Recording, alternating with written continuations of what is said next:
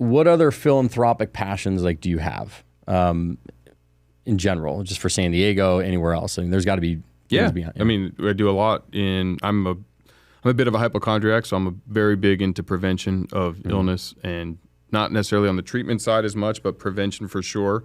Definitely look to see how we can be progressive in how we fix and prevent cancers and the things that are killing us.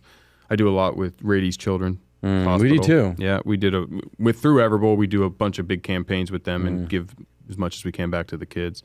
My youngest daughter, she deals with childhood epilepsy and vitiligo, and so those are conditions that I'm now much more aware of and am focused on helping, provide resources so they can make strides and, advancements or whatever the right terminology is.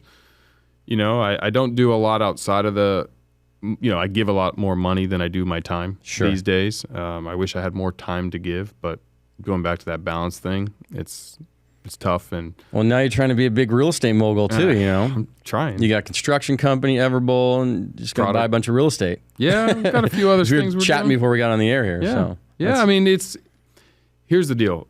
In life, we'll call it seasons of life, but in certain seasons you have more time than resources, so you can give time. And other times you have more resource than time, and so you can give money, hopefully. But I think it's important that you give. And it fills my cup up to do that. And then I think what I'm trying to do through my businesses now is actually coach and train the youth of tomorrow, the youth of today, and the business leaders of tomorrow how to be successful. And that's been a new passion of mine, about forget money and forget charities, but really teaching people how to be successful. I have been fortunate enough to be surrounded by incredibly talented, successful humans throughout my life.